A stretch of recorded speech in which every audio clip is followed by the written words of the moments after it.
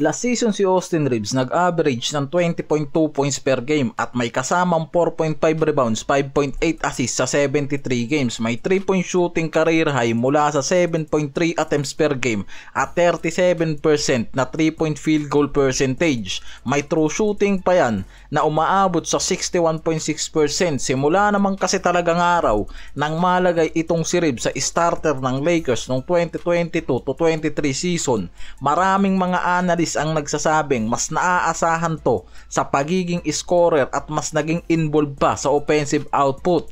Meaning hindi nga lang raw yan basta isang role player, kundi pwede pa nga raw mas tumaas pa yung level niyan sa lineup, and ngayon nakikita nga naman talaga yan. At dahil sa 27-year-old pa lang itong si Reaves, nasa middle of prime pa lang raw yan at marami pang paraan para mag-improve at tumaas pa rin yung potential niyan sa pagdating sa pagiging elite scorer. Dahil nakikitang si Reaves hindi nga lang raw basta gunner o spot shooter ngayon sa lineup. Mas tumaas ang volume ng kanyang mga tira, tumaas din yung efficiency niya, mas maraming attempts at mahusay pagdating sa conversion. Yung pinakapunto dyan, hindi nga raw kasi ganun kadali na maugnay sa roster na may LeBron at Luka. Kailangan ng Lakers ng isang third star o dependable sa scoring threat. Maraming mga analyst na nilalagay sa posisyon na yan itong si Reaves, lalo na ngayon na dahil sa injury at inaasahang pagkawala ni LBJ naman, pwede nga raw bumaba yung usage at scoring load ni LeBron sa Lakers.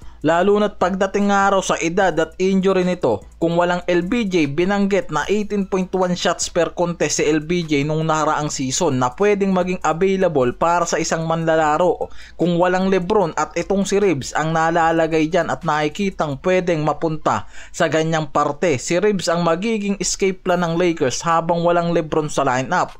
Kaya pwede nga raw na maabot ni Reaves ngayong season ang 30 points per game at may posibilidad na maabot ni Reaves ang ganyang klaseng level kung may magiging pagbabago nga raw sa role nito. Pwedeng si LeBron mababa ang shot count, si Doncic ma-double team kaya may open look para kay Reaves at dapat ma-finish nga raw ni Reaves ang mga shot attempts sa bawat game. Mahirap yan para kay Reaves lalo na't may competition sa lineup. Pwedeng itong si Luka at LeBron kasi talaga ang i-priority pagdating sa shot attempts at roll. Dahil nga third option lang itong si Reaves, hindi basta-basta magiging number 1 scoring option si Reaves ngayon nang walang malaking role sa shifting.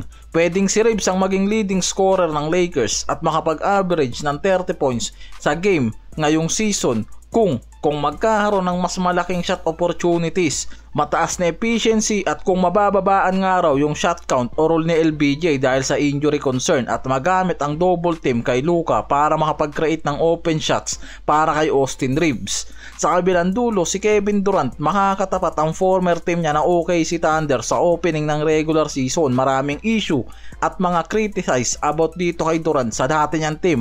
Sa pagbabalik niya sa home court ng OKC para sa pagbubukas ng regular season, may malakas na narrative about sa pagkakahati nga ng ugnayan niya sa Thunders mula nung lumipat siya noong 2016 at pinagretiro yung banner ng Thunder para sa championship title nila noong 2025. May report kasi na lumalabas na nahihirapan si Durant ngayon sa issue ng narrative tulad ng sinabi niya na hindi niya alam kung cool or not ang naging opening night na opponent ang Thunder habang may ring banner ceremony.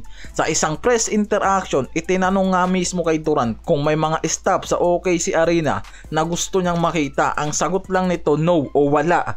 Dahil dyan mismo may tanong kung magiging distracted ba yung emotion o narrative sa labas ng court imbes na puro game nga lang yung ipopokus nito. Si KD ngayon nasa 37 na at kahit mataas ang level nito sa pagiging elite scorer, may ilang mga analyst ang nakikita na mas pwedeng tumaas palalo ngayon yung level niya sa Houston Rockets, hindi lang sa pagiging scorer hanggang sa pagiging leader at sa transition sa bagong team niya at maging fit para sa bagong sistema. Kahit mahusay yan sa performance at numbers last season sa Suns, may concerns din na kung kaya pa nga raw nitong maging consistent lalo na pag-usapang pagod, injuries at sa bagong role niya sa Houston Rockets. Si Giannis naman nagbigay ng 6 hanggang 7 buwan na palugit sa Milwaukee Bucks bago siya magdesisyon kung mananatili siya o magpapatrade na talaga. Si Giannis ngayon may kontrata ba sa Bucks hanggang 2026 to 27 season at pwedeng mag-option out yan para maging free agent sa 2027 summer. Samantala ang Bucks sa report alam na talaga ng mga to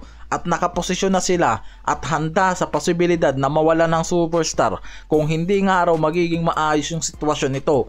Sa report din kasi mismo na lumabas, nagkaroon talaga ng usapan sa trade ang Bucks at New York Knicks kaugnay itong si Giannis sa nangyaring summer, pero hindi yan natuloy dahil nga sa kakulangan ng Knicks sa trade assets. Pero yan yung nakitang sign na may team talaga na hanggang ngayon naghahabol at interesadong makuha itong si Giannis, kaya hindi pa rin nase-secured ng Bucks itong si Giannis sa kanilang future at sa ngayong season.